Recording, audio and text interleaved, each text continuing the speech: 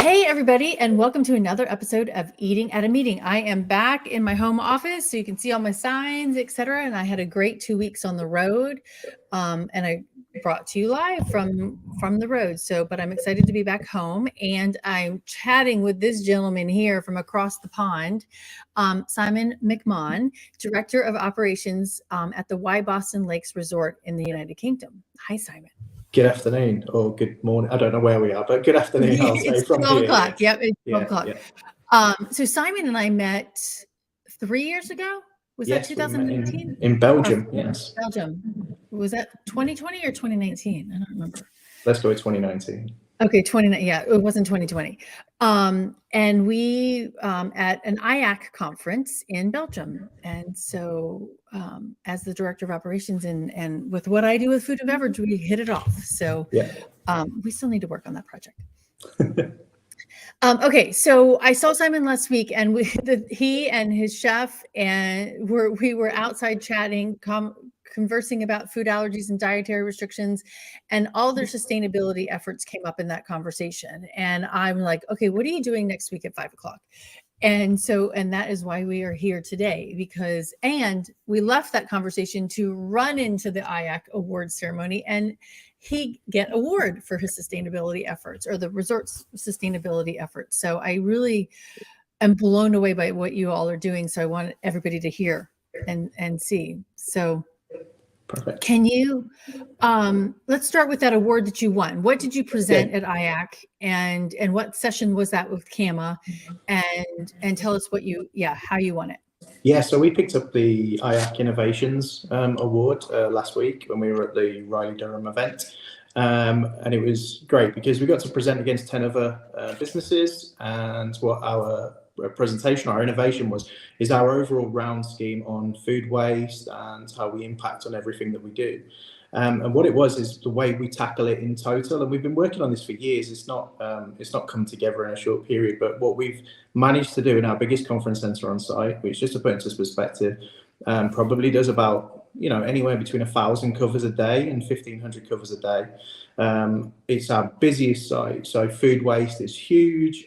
Production on that area is massive, and what we've been able to do is create a full cycle sustainable project there where people can plant trees when they're staying over, based on the room nights that they've stayed for. The food waste is then reused in a number of ways, which I can touch on in a moment and give you a full circle of that. But what we were presenting in IAC was that we've now made that venue has zero food waste leave site, and any food waste that has to, we can't reuse for any other purpose, goes into a food compactor, which then turns into soil, which we now go full circle and plant on the trees, place under the trees, that guests in theory have contributed with their stays, which allows us to create this all natural full cycle circle when it comes to food waste and trees and bedrooms and accommodation. So yeah, I think the judges quite like that, and they honoured us with the award. Yeah. Right, that is just so cool. I mean, that it's full circle, right? And I think the important part is that you said no food waste is leaving the property. That's correct. Yeah, we can stand here today and tell you that it's taken a fair amount of time of researching, of trialing, to the point where we got specialists in for soil production, because we were producing probably just short of a ton of food waste in a month in that venue. And we looked at how do we get that reduced down. So we looked at a number of ways. And we spent a lot of time over the last few years working with the chefs, working on production, using the pandemic to streamline our businesses and learn from all those impacts. But at the same time, we were still producing high volumes of food waste. And what we wanted to do was we had to ask the question of what is the byproduct of being able to put it into food compactors, and we were still going to produce 80% soil waste. So we had to make sure that we could use that soil. Otherwise, we were just left with what we could do with that. And we had to get some tests done and checks done, what grounds it could go on, where it could go. And at the moment, we're continuing with those tests because we also have a golf course on site. And I suppose one day we'd like to be able to use it there as well as using on our trees and on our grounds, but we'd like to use it in other areas of the business as well. Wow. So you were producing that much waste, and now you've reduced it to that it's being used in other parts of the property and I know that you, in our conversation, you were talking about how because you brought in the soil experts to talk about it too, because it wasn't necessarily good for the trees what you were doing, right? Yeah, that's right. So yeah, because it's too rich. So the food production that comes off and the soil that comes off can be too rich. So we had to make sure that we were, reducing that down. Now it's fine for some areas and it was fine for the plants, but what it can't be used for is it's too rich for golf courses, because if we put it onto the golf course, it's so good that it's almost going to make the grass grow quicker, which then in turn we have to cut more often, we have to put more people out there. So that kind of impacts us. But what we're doing at the moment is working with some specialists to see if we can reduce down the quality, add something to it so that we can use it on all areas of the facility. So I think that's something we're exploring at the moment, just to maximise that. Because we also have 2 other huge venues on site. They're not as big as this one, and we're in the process of bringing them online. So we wanted to get this as a test base, but we'd like to, over the course of this year, be able to say no food waste leaves our premises, because we are a resort. So we've got a hotel, golf and spa, and we've also got a large executive style premium conference and event centre. And so we'd also like to bring them onto this. So we used our biggest venue as our trial, and it's gone so well. The team have adopted it. The team love it. We've got kitchen porters in there who are just taking control of all of this, and they like the fact that they're getting involved. The gardeners are then collecting it in the morning and distributing it on the ground. So there's been a real team involvement, and I think they're quite proud of the fact that this is working so well. It's mind-boggling, but I do like the fact that you also said that it wasn't something that you could just figure out overnight, and it's taken the groundskeepers and the cooks in the kitchen and the executive chefs and everybody to look at it. Yeah, even our property director, our maintenance team, everyone's had to get involved in some way, shape or form to make this work. So it's been, and I'm telling you, it's taken us over a year to get the right machinery in the right size, work out on return on investments, because at the same time we're still a business. We still can't go pumping loads of money into these projects. We need to make sure that there's going to be some type of payback for us, and to have the reduction in vehicles coming to site, collections, the cost of getting food waste off, because food waste is so expensive because it's so heavy, so to be able to do that is great for us and great for our guests, because any guest who's going to that venue or booker can say to whoever pays the bill or signs off on the check, we've chosen a sustainable venue where, as well as all the other things we do, but there's 0 food waste leaves our premises and it's all reused. Okay, and I just want to clarify, the word booker means event planner. That's event correct. Organizer. Yep, across this side of the pond. Yeah. Yes. Okay, so you would never have thought to think about, because you just said it, the amount of money or the people transporting the waste from your property to wherever it needs to be disposed of.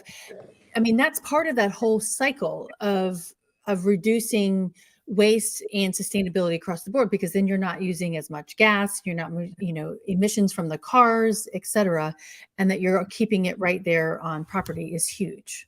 Yeah, and we spent so as well as food waste, we spent a lot of time looking at other areas of our waste production, and we've done a lot of the tricks that probably everyone else has done, where we've put special bins into locations in meeting rooms, whether those are paper and cardboard and general waste. We've looked at bedrooms, we've looked at the bin liners to make sure they're not plastic, because we've obviously done so much work over the last few years on reducing down single-use plastics. So we've done a lot of work with that. So that overall waste contribution that we're trying to put out, one, is very expensive, but two, also we want to do our bit and make sure. So we've been 0 to landfill for over 7 years. So that's making sure that none of our 0 to the landfill. Yeah, so we don't put any of our waste to landfill. So we make sure we work with waste contractors that are not using this for landfill, that are segregating. We segregate on site. We have separate skips for glass, for card, for paper, for general waste, and obviously for food. So we have to do a lot of work with that. But ultimately that's part of our goal as a business to be sustainable in everything that we do. And waste was a big project for us. That's one of the projects we've tirelessly worked on, but we'll continue to work on, because we're not quite there yet. We've still got 2 other venues we need to get off the food waste. And also I think there's other areas which we can definitely, I think as technology comes along as well, we're quite keen adversaries of using technology where it's possible and looking at new techniques. And that's one of the areas that we'll continue to look into as we go forward. Okay, so and we're going to get back to some original questions too, but online I found your 4-year green journey roadmap. Yes. So that the food waste part is part of that. And it's a net, and that's also ties into your net zero journey. Yeah, so I think like any business, you've got to set a target. Otherwise, what's the point? You need to have something to aim for. And looking at it now, we've set a target of by 2040 we'll be net zero. And people think that's a long way away. That's that's quite It's only vague. 17, yeah. Yeah, exactly. And with everything that comes into that, all the different types that we've got to cover off, from the energy that we have on site to the out production that we've got to the guests and suppliers that we use, there's quite a big network that we work with. We've got 300 employees on site. On a given day, we can have well over 2,000 people on the premises because we've got serviced office facilities that have 600 people. We've got conference space that can hold over 1,000 people. So all of that falls into that. But what we've done is we've set this target, and over the next 4 years, we've also set a green energy roadmap. And what we want to be within 4 years is we want to be providing all of our own energy. So phase one, which is this year. And just to put into perspective how big we are, we're the same size as Hyde Park in London. So if you've ever been to Hyde Park in London, it's huge. And we're similar footprint to them when it comes to the size of our facilities. We've got lakes on site, otherwise we'd struggle to be called Wyboston Lakes. But yes, we do have our own lakes. So this year, phase one is we're covering our main building in solar panels. So we're going to put solar panels on the entire roof that will take that venue onto that energy grid, so that we will supply its own energy. In 2024, we'll then put infrastructure into our facilities so that we've got almost a network of battery storage. Of when we've got overloads in certain areas, we can power other facilities on site, other offices, other buildings, because we've also got a lot of sub buildings that we rent out to private contractors, to other businesses on the site as well. And then in that also we'll also cover our other 2 buildings with solar panels as well. So that's great, but as you're probably fully aware, the UK weather and solar panels don't always go hand in hand. So we're also looking at things like water source heat pumps and big turbines as well, so wind turbines.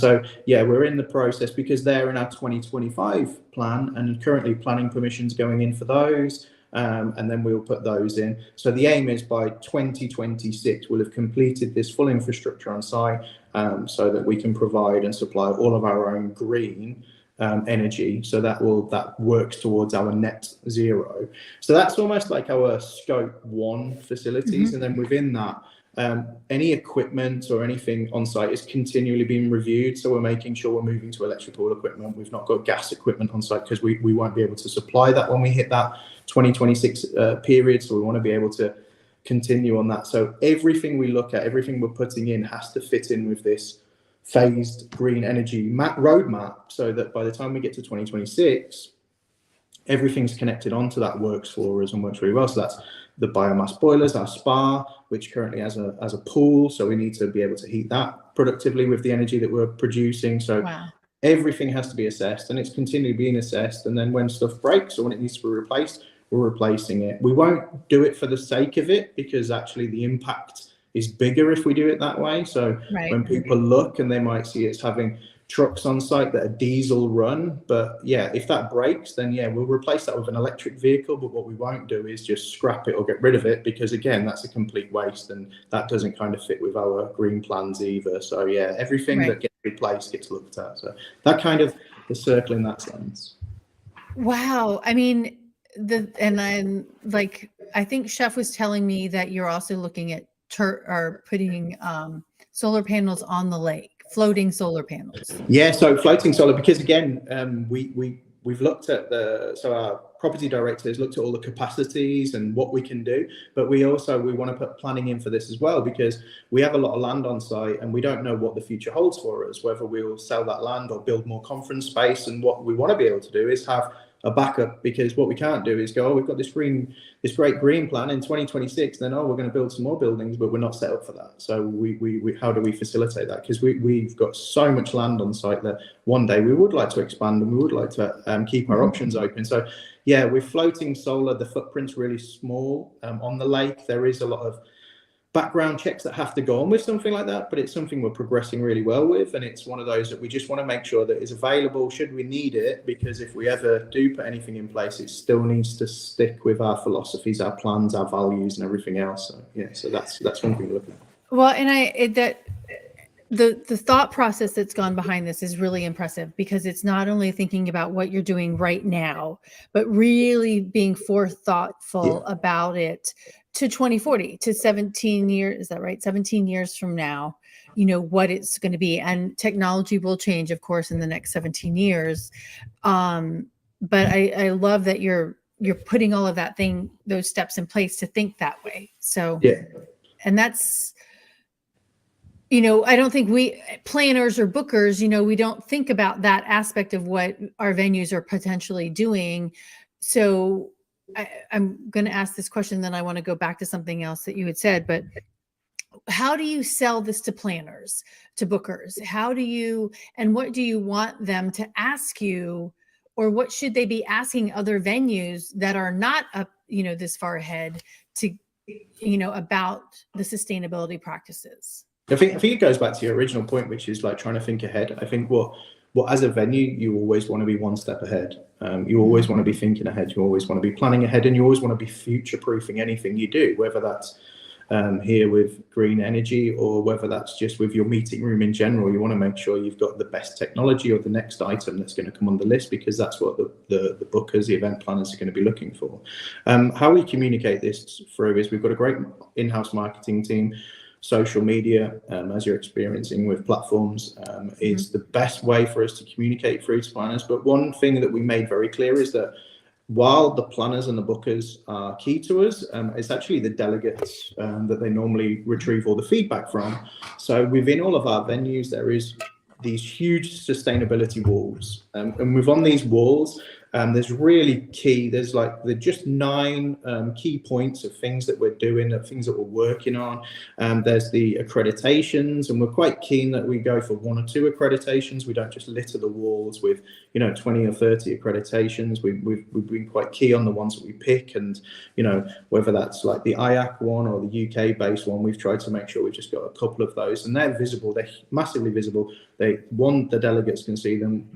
Majority of our bookers or event planners come to our venues for show rounds, so we're talking it, we're living it, and we're showing them what we're up to, and then the delegates can see it, and they are interactive walls, so you can touch them.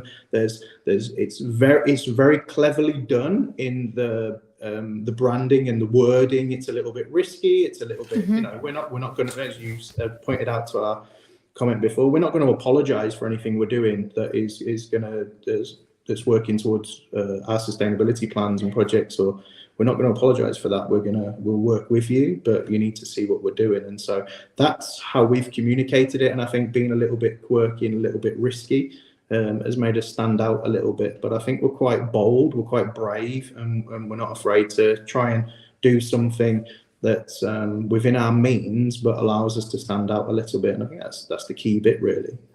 And are you finding bookers, planners really intrigued by what you're doing and choosing you because of what you're doing?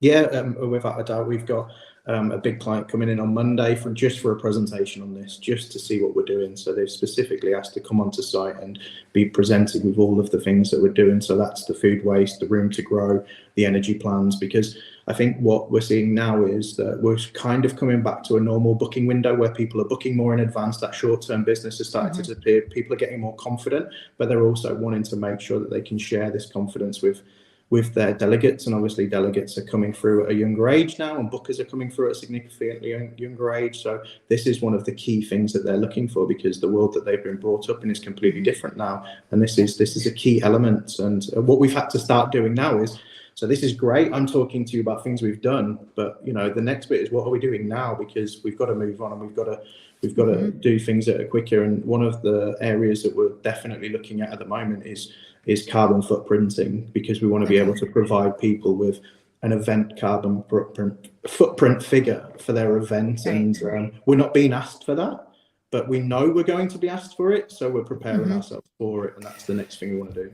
So are you doing that with your food as well? Yeah, the carbon footprint.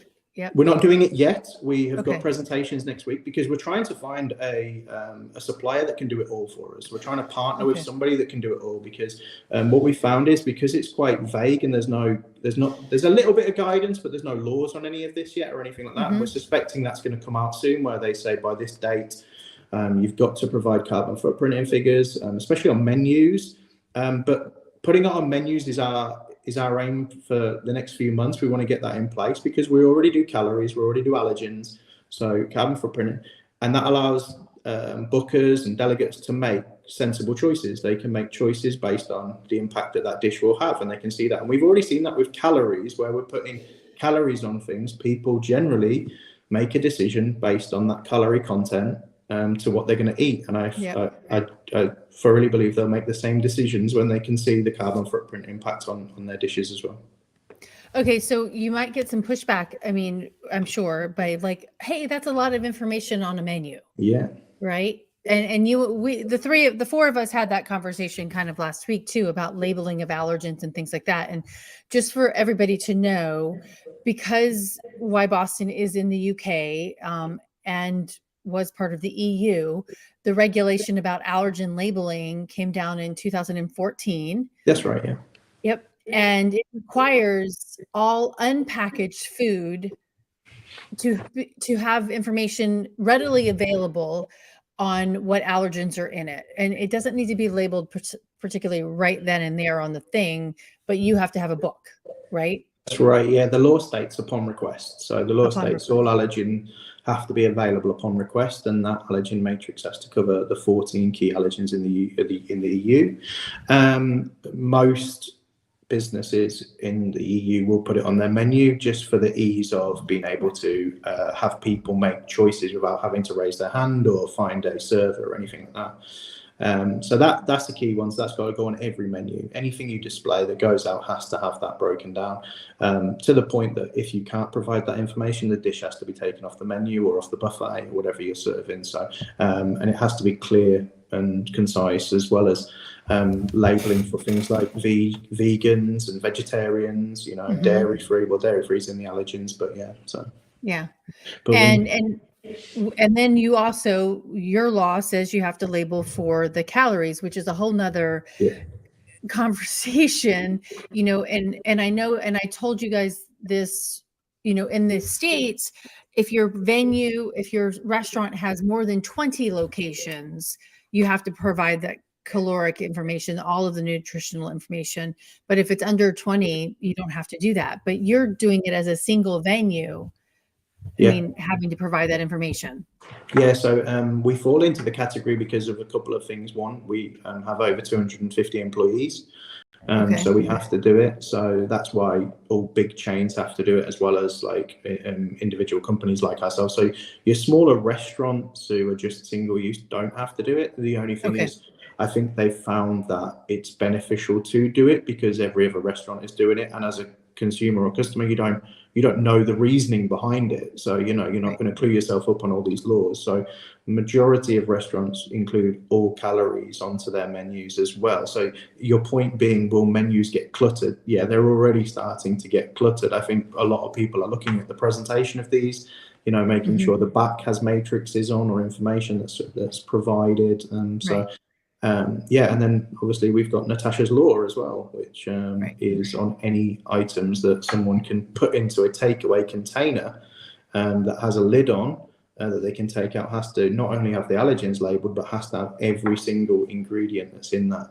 item labeled as well. So that creates a lot of challenges when we're doing food concepts outside, or if we're doing events where people can package stuff up before they leave. So that can be quite challenging.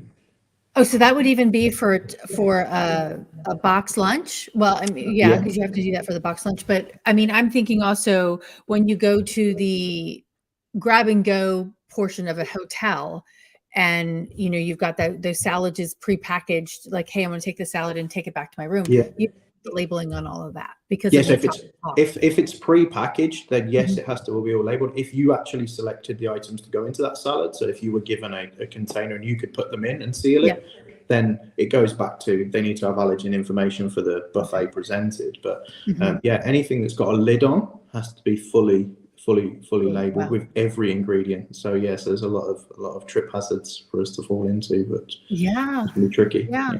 So, okay, I'm going to stick with that topic for a second. So there's a couple of people, that I've spoken to recently or heard third parties saying, hey, we're not going to do this anymore. And this is statewide. This is US based, not there. Like we're over these allergens. We're over these different dietary restrictions. Or somebody said, we're just going to let our staff provide the information verbally to our attendees. Those two things reek lawsuit to me. I suppose we've had to spend a lot of time on this, and I think we've got fairly robust systems in place now, and I think that makes us one of those. I think if let's put it into a different perspective. If you had a venue in the US that was doing what we're doing, I definitely believe your customers would have a hell of a lot more confidence in you. And so you would find that work will pay off. It's not going to be a direct one. You're probably not going to have people coming up to you and going, we're choosing you because of that menu, but their delegate feedback is going to be increasingly better. And the fact that they can come to a venue and make choices based on the information in front of them, because we know that the younger people today, they don't communicate in the same way. They don't want to speak to people. They don't want to raise their hand. They don't want to have to go and find a waiter. They don't want to have to go and find that person to ask that allergen information. They just won't come back to you. Or they just, if you're charging, they just won't spend very much money with you. And ultimately we want you to spend as much money as possible while you're in our facilities. So that choice there as one is probably going to give you a lesser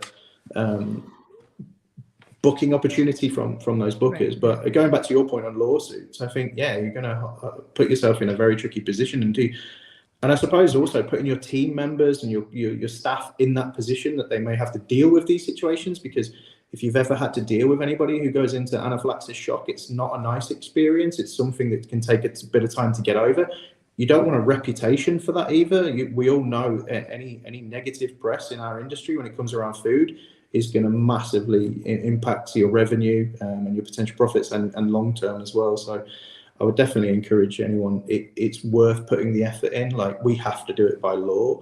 But even if we were on the cusp of some of these laws, I think we would do it so that we could stand out and say to bookers, as well as the fact that our guests could feel included when they're making choices on food. And again, we have to do this on beverages as well. Yeah. Okay. Well, and it makes me not laugh, but it makes me think. A lot of the articles that I see that, of restaurants, or mostly restaurants, have been sued are coming from the UK because you do have these laws in place, right? And that's right. And even there was one story on a woman who ordered a beverage at a bar which had food, and they had labeled everything on the food and beverage on the food side, but they hadn't labeled the bar menu side. And she drank a drink that had raw egg in it, and she was allergic to egg. And so that does come into play in that. But I want to take it not from that perspective. I want to take it from that, like you said, it's an opportunity. It's an opportunity to create inclusion. Yeah, definitely. Yeah, and just because, like I said to you, you want to be able to go somewhere and make, I don't have any allergies. I don't have any dietary requirements or anything. When I go to a restaurant, I can choose anything off the menu. But I appreciate that is not the case for everyone coming into our restaurants or eating in our buffets. But what we don't want to do is create a situation where they can have one thing, or they can have a couple of things that are always the same, and in many places that is the case. It's like the vegetarian option is the fruit salad, and that's it, and yeah, exactly. So, but also that gives you the opportunity to check your menu. So if you're doing allergens and you're doing matrices and you're checking them off and you're doing calories, it was like we found we were doing some of our dishes on our menus, and when we calorie counted them, even we were horrified. We were like, oh my god, really? No one's going to eat this again. so we were like, right, that needs a change of recipe, or it needs to come off the menu altogether, because it was just and I think that's what it was put there for. These things were put there in the first place to create awareness for the guests, but also we found it's great awareness for our chefs and for us as operators to say, look, our menu's not balanced enough, our menu doesn't give enough options to people. And like I said, I think we found more and more with bookings that are coming in, they're asking for sample menus, hence why we post sample menus now. We don't commit to menus unless someone's got exclusive use or they've got their own building, because we do have a lot of facilities where, you know, you're in a shared buffet area, and what we've done with that is we've just made the menu cover all the bases, and we've made it very clear this is the sample menu for that venue. And what it's cut out is a lot of communication, so you don't get so many people coming back and saying, oh, we have this dietary requirement, we have this. We'll always cater to those, but we found if we've got a nice balanced sample menu, or 2 or 3 of them, and its likelihood is you'll get one of these when you're attending our conferences, then I'd say about 50% of the inquiries we used to get in regards to food has gone away. And that's a lot of savings of time and energy. Yeah, and I think you don't value that because you can't see it as a tangible at the beginning, but and these costs are hidden again because they're hidden in your sales team, they're hidden in the time that they take to take a booking, and I think we don't always look at those costs. We generally just look at the bottom line, and we don't say what are the time saving efforts, and what by making these changes, yes, it's going to cost us a little bit now, and it's going to take chef a few days to put this together, but what is the long-term saving? And I think that's where it comes into it. We've tried to do that over a lot of projects. It's not just food. We do that with a lot of stuff that we operate through. We look, what are the questions the sales team are getting asked? How do we provide them with the information that they can just then, and if anything, being able to go back to bookers in a short period of time with the correct information and with options, rather than saying, I'll have to come back to you, is obviously, that gives them a confidence as well. So. Well, and with timing of things that I've heard from planners recently, just on social media posts, is like they're not getting their BEOs until like 4 days before they come on site, or just because the volume of meetings are coming back and we're not fully staffed, back, it's taking a lot more time. And so I think the steps that you've taken are time saving in so many perspectives, from the chef, the salesperson, your on-site meeting planner. It helps the booker as well save time. Oh, yeah. We did a silly project. We did it in August last year, where we spent the time to take a photo and lay up every single room in every capacity. And I know that might sound weird. A lot of business may already have that. Most companies produce a capacity list and they say we can do meeting rooms in this size and this size. But what we did was we said, look, we'll take a photo in every single size so that a booker can see, if I've got 14 cabaret that day, I can see what it looks like in that room, because the team were getting asked these questions constantly. And I think that's where we've gone with food as well. It's like, what are the questions you're getting asked for? And if you're constantly getting asked for extra vegetarian menus or extra vegan, our menu's not sufficient enough. So we need to change it. We need to do something with it. So. Yeah. And I like the fact that you're listening to those questions, because instead of having to go back to chef and saying, okay, chef, what do you have vegetarian wise? This is what we've got. Taking the questions that your planners and your sales teams are getting from bookers is, that's smart. That's just like your FAQ section. Yeah. Your FAQ section should be long and zillion questions long based on what people ask, because you never know what people are going to ask. Yeah. All right. So I want to go back to something like 10 minutes ago that you said about the power, and you said that you're switching from gas stove to electric stove. Yes.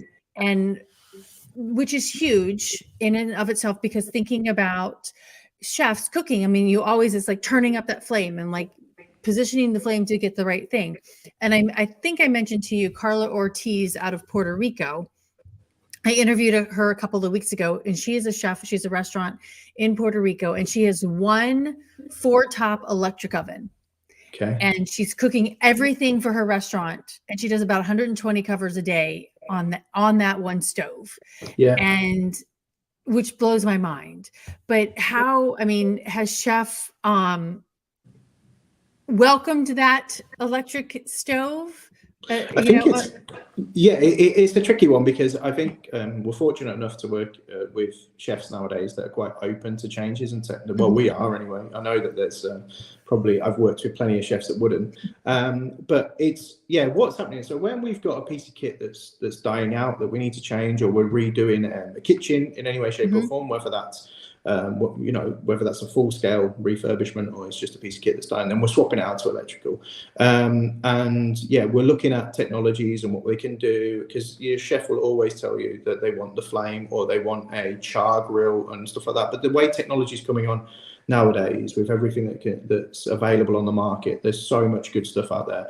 We try and keep up to date. We try and go to a lot of shows. We try and make sure that any technology we're putting in is going to work, and we get the chefs to go and test it. And we've got a couple of companies that we use over here that we've built up good relationships with, and they do have trial kitchens that we can send the chefs to, and they can use to fund, because until the chefs see it, they'll always tell you they want gas, and that's always the way. But yeah, part of our long-term plan is to do it that way. And when we do taste testings and things like that, you would have no idea that it makes any difference. And one of the biggest things is we've noticed over the years, when it comes to kitchens is our biggest use of energy on site, apart from maybe our swimming pool in our spa. Other than that, our main energy use is in our kitchen, because they're running from they're running from 6 a.m. till 10 o'clock at night. You've got ovens running, you've got the extraction fans running, you've got everything going full pelt. And chefs have a tradition, I know from experience from here, they'll come in the morning, they'll turn a few ovens on, they'll get them all warmed up and bits and pieces like that. They'll have everything running, they'll have the stoves running and bits and pieces. But as we know, with induction tops, you can put something on and in seconds it's at full pelt. And we've just installed now, I think we've got 2 new 20 grid big rationale ovens going in that are electric. So we used to be on gas, we're putting them onto electric, but they have self-cleaning cycles, they heat up themselves, they'll do different temperatures at different heights. So the energy efficiency on them as well is like so much better and so much more efficient. So so it's just, we do look at everything we put in and go, what grade of efficiency is that? Because that's quite key to us as well. It's a small thing, and I know a lot of people do it, but it is key to trying to reduce down that, and it's all cost at the end of the day as well. Right.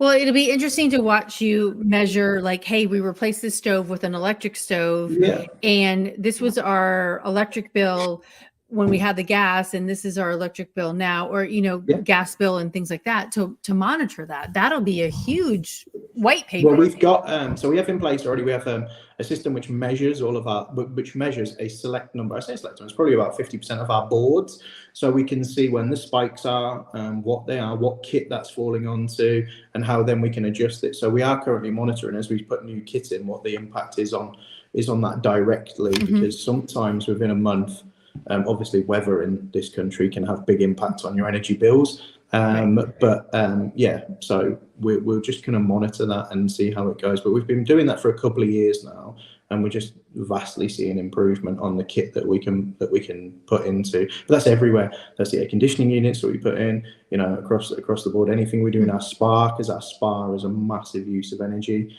So any equipment that goes into there, we can monitor and see what's going on. But yeah, kitchens, I'm sure everybody knows, but kitchens are a massive use of drain on your energy bill. Yeah.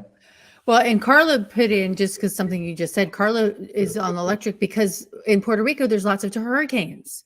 Okay. And she needed to be able to have a generator to turn it back on. And she's cooking through, she's survived 2 different hurricanes in Puerto Rico and things like that. So it's really kind of forward thinking in a way, right? But also survivable, right? Yeah. Sustainable. That's a good word. It makes her company sustainable. So one of the things in the focus areas on your website about your plan is our environment, our people, and our community, and that fall under the 3 sustainability things. And one of the things that's related to food that I love, that Chef Corby told me about one of you did, was the People's Pantry. Yeah, so can you talk about that? Yeah, I'll talk about People's Pantry. So it's something we're continually working on. So this kind of goes back to our full circle food waste. So we all put plenty of buffets out, plenty of restaurants, plenty of a la carte menus. We do festival food. So we have a whole range of offerings here because we do so many different events. So step 1, we've spent a lot of time, and Glenn, who's our resort head chef, has been with us for 20 years. I didn't realize that. Wow. Yeah, so he's been here a while, and he's very passionate about the skill set of the chefs, to making sure that everything they're using they're looking at ways to, one, reduce down on that general waste that we can't do anything with, and then how they can be creative and then using that for sauces and on the pasta, onto the pizzas or anything like that, if they can use it for stocks and things like that. So all those basic skills have been taught and they've been passed through. Then you've got things that, say, we put out on the buffet that don't actually go out on the buffet. So anything we put out on our buffets, we generally can't reuse, because it's after 2 hours of being out, it actually becomes almost a write-off. Anything that's not gone out, that's been kept in hot holding or has been kept in a safe environment, then we would look at, then the chefs look at how do they adapt the menu for the next day, and how do they reuse any of those items and creating them into sauces, creating them into jacket potato toppings, or just being creative with what they can do so they can adapt. And again, we put out 90% of our menu and we allow some scope for change. But then the next layer of that is what we did was we introduced the People's Pantry. So we're still going through quite a big cost of living crisis in the UK. And the majority of that has been pushed by the cost of food, because we import a hell of a lot of food. I think we import 76% of our fresh produce in the UK, because we just can't produce it because of the temperature and the weather. It's just not practical enough. So that obviously then drives up the rest of the cost of food throughout the UK. And that's had a massive impact. So what we've tried to do is say, look, we've got all this food coming off our buffets. We've got this bits here. Anything that we can give to our teams, then what we do is we portion it up. We have a fridge allocated next to our clocking machines, next to our kitchens, in all three venues. And what happens is the chefs will portion anything up, they'll pop it in the fridge, and on the side of the fridge, because it is packaged, it would have to be labelled. We've kind of done a little bit of a workaround where we don't put any lids on it, we don't close it, and what we do is we put the allergen matrix from the day next to the fridge. So anything from that day goes into this fridge. And then as people are leaving throughout the day, they can come in, check if they've got any dietaries or allergens, and then put a lid on it and collect it and take it home. And then within that, we've sent out a little waiver to the entire team to say you need to make sure you're either freezing it when you get home, or you're cooking it within 2 hours of taking it out of the fridge, and given some guidance. And at the moment, we're probably putting about 40 dishes a day in there, so probably about 40 portions a day. And there's been some good uptake on it. We're trying to push it as much as we possibly can, because we only put this in about 3 months ago. And what we're trying to do is just give it some more push, because I think it's one of those, it's a really good one, and those that have started to get involved in it really enjoy it, but we want everyone to feel that they can take it. And I think it's just creating a culture around that this is something that you're actually benefiting us by taking this, and not the other way around, because we don't have to then put this into the composter, which is fine, but we do want to reduce down that food waste that goes into there. It can't be an excuse just to put it all into the food composter. So we want to see it be creative in what we've done, but to be able to give people some pasta bolognese to take home at the end of the day, or some chicken breasts, or some items off the breakfast buffet to be able to take home and eat that day, or consume the next couple of days if they've frozen it, then I think it's a really nice thing to be able to do, and a really nice thing to be able to say. So we called it the People's Pantry. It's been really well received, and it's going really well. That's awesome. And it reminds me, and I think I mentioned this last week when we were at the IAC conference, is that there's a planner I met who does incentive trips, and she was in a venue or in an event in Spain, I think it was. And at the end of the event, she found one of the food service people crying while she was dumping food in the trash. And it was like filet mignons. And she's like, "What's wrong?" And she's like, "I don't have the money to buy this for my family at home. And this is prepared but unserved food that I'm having to throw away." Right. And just think about thinking about the three pillars, of people's community and environment. I'm like, one, if they would allow that woman to take that filet mignon home or whatever it was, you're saving it from the landfill, you're providing to the community and to the people, right? Yeah. And just that up level of goodwill, but also in so many different ways of sustainability in that. Yeah, I think the one thing, because when we first looked at this, I think the first thing that came out, and I know a lot of companies is just look to food banks and they look to local communities to send produce to. It kind of became, and at the end of the day, we're still a business. So let's not kid ourselves. We still got to make a profit. Otherwise, we can't pay the people that come to work here. So it's still got to be a sustainable business from a financial perspective as well. And it was made significantly more difficult with the introduction of things like Natasha's Law, because anything we were then sending off to a company, we had to package up and fully label. As well as the fact then you may well have to supply frozen packs for that to be taken away in, because they weren't good. They were then distributing it to another person. So it did become significantly harder, to the point that we contacted a few companies and we found this was going to cost us a lot of money. And that would never deter us from doing something that was positive. But at the same time, it was like, well, why don't we do this for our own team? Because if we can provide this to our own team, then that's a benefit as well. Right. Because what if one of your team members is a single mom, right? Precisely. And she doesn't have time to go home and cook and because maybe she also has a part-time job, doesn't have time, and this people's pantry could feed her and her kids. Yeah, exactly. Yeah. Right. Yeah. And not if she took advantage of it every single day, but even maybe 2 or 3 days a week. I mean, that's huge. Yeah. Yeah. And again, it's just it's a little gesture, but it goes a long way, I think. Right. Yeah. It's like in my old corporate job, it's like, do you want to get a cash bonus? Do you want to get a gift certificate at the grocery store? Do you want a bag of candy or something? I'd rather have the thing for the grocery store, right? I mean, I think food is so much more valuable than people take it to be. Of course, yeah. Without doubt. You're right, exactly. Okay, so I'm trying to think which one we've tackled food waste. We've talked about tackling. Is there anything about food waste that you haven't brought up that we need to know about? How you tackle? No, I think like I said, we've tried to.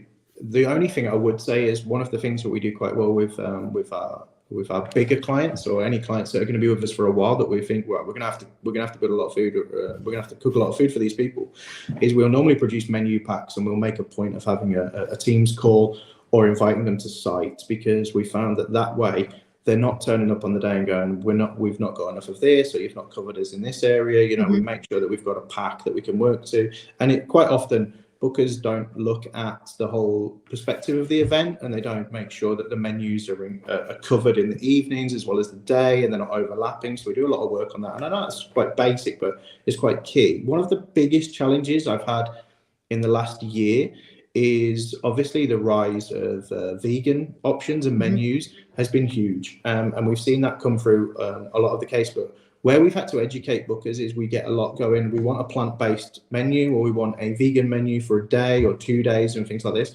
And we've had to try and say, what is the reason why you want to do this? What is the message you're trying to create?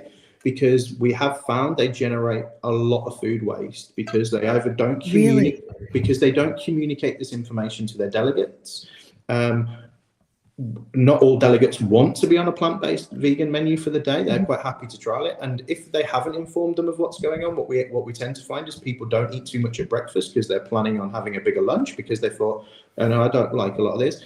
A number of the items are quite poorly supplemented on some of the menus. We're still seeing really poor breakfast options. There are some really good ones out there, and chefs have to be creative. But we're not a vegan restaurant. Thankfully, one of our head chefs is his 2 of his family members are vegan, so we almost get him to write any menus we've got, because he has that perception that we just don't have. Even when we try, we don't look at everything the way he does, because he has to cook it every day, which is also key. But yeah, we've had to try and educate them and say, look, if you want a vegan menu, that's fine, but what are you trying to achieve? If it's just because you want a low carbon footprint and it looks great to you on your booking form, let's talk about other ways that we can do that. Because what you don't see is the hidden message behind it all, that we're throwing away 50% of the food items. Wow. Easily would be getting rid of that, because I think people have less, and if they don't want those items, then they generally just don't eat those items. So that's one of the biggest challenges I've found over the last year or so, is when companies are coming and saying, we've got to have a vegan day, and we've had to say, but why is it you want to do that? What is the message you're trying to create? And if you want to make it more of a vegan heavy menu, that's absolutely fine, but let's be careful when we don't go whole hog on a whole plant-based day or anything like that, because we end up with quite a lot of food waste. Well, and you would never have thought about that, but it does make me think about a couple of conferences that I know have done it for lunch, and people have gotten up and walked out because they weren't expecting that, and that plate then gets trashed. Yeah, of course. Yeah. And And I did find one thing that Chef said to me when we were chatting last week was that you're getting pushback from vegetarians who are being forced to eat vegan because you're trying to accommodate the vegans and vegetarians in one dish. Yeah, so originally when we started, we've obviously learned and adapted over a period of time that when veganism started to, if that's the right term, I apologize for not, when it started to become more common and more required in menus and popular, I think what a lot of venues did was we just went, well, we just put a vegan dish on the menu, or we put a couple of vegan dishes on the menu, and the vegetarians, they're covered because they can eat those dishes, but obviously they've got requirements where they want dairy items and an egg or whatever it might be, and items into those dishes. And so they're not satisfied with those dishes. So the throwback is that they don't want to have to supplement into those regions. And I suppose that makes perfect sense because we wouldn't want to be in that area as well. Because in theory, a vegan menu kind of suits everybody, doesn't it? Regardless of certain things. Yeah. So we were getting a lot of pushback on that. So we have made a really big point of making sure that vegetarian and vegan items on our menu are well labeled and they're separate dishes and they're well catered for across the board. But I think I was saying to you as well last week, we're probably close to 40% of our menu is vegan/vegetarian. So, wow. And I reckon that's shifting more to 50% at the moment, especially as we get bookers getting more involved with their delegates and dictating to us what they want on the menus. But if we were writing a restaurant menu today for our restaurant here at the hotel, we would have to be 45 to 50% vegetarian/vegan options on those menus because it just wouldn't cater otherwise. Wow. Well, and the thing about the vegan stuff too is that you put the cheese on the side, right? Yeah. And so that does give that vegetarian the option to make their salad not vegan, right? The hard-boiled eggs, the whatever else you want to put in there, the cheese. I mean, that's it's the biggest same thing. with gluten though as well. Yeah. We when you're making sauces, when you're making bases and stuff like that, does it have to have it in? What is the advantages? Test it without, because if you can take it out, it saves the servers time, it saves people time on adapting menus, it saves your kitchen time. And I think it was yourself that raised the point last week, didn't you, about the restaurant in London that's gone completely gluten-free. But yeah, we've because Glenn, our resort head chef, is also gluten-free. So again, another advantage we have is utilizing those people to write your menus because they've got insights you just can't create. They know what to look for in a menu and they know what puts them off. So that's always really useful. I definitely recommend if you've got anybody with any allergens, use them when writing your menus because they just have a perspective someone like myself can't guess.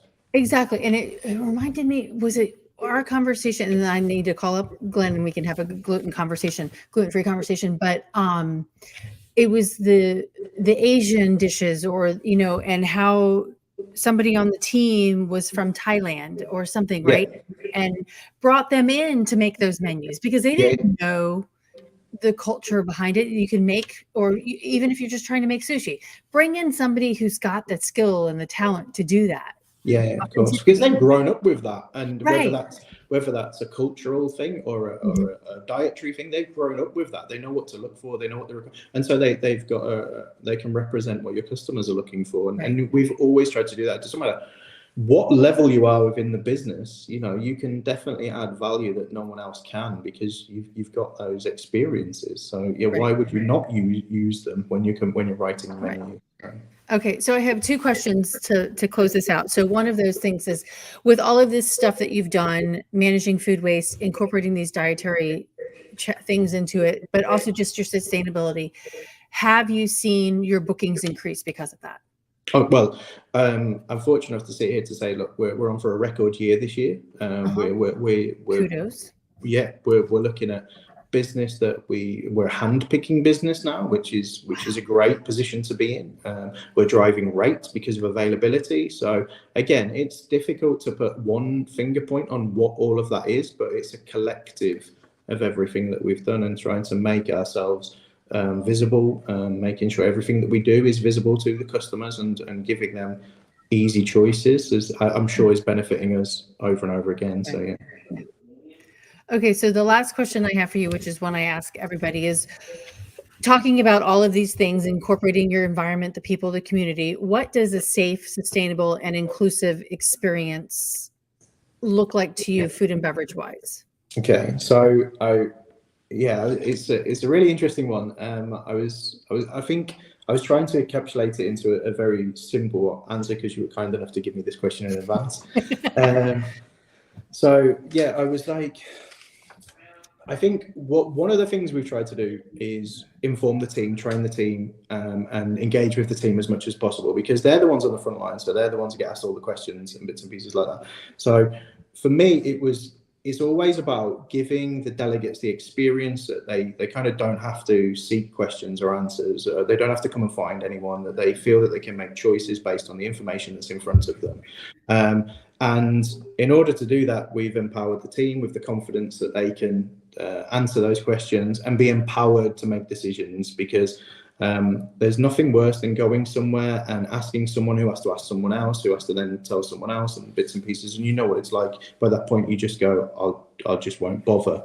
And so we've definitely tried to empower the team to have as much possible decision making as they can, and then when we're putting anything out there, it's going to be informative, it's going to be clear, it's going to be concise, it's going to be simple, that I can make a basic decision. So whether that's food, whether that's the meeting room space, whether that's how to use the AV in the meeting room, it's very clear what we offer, it's very clear what we do, and it's very clear how we can help you if you get stuck with anything that you need to do.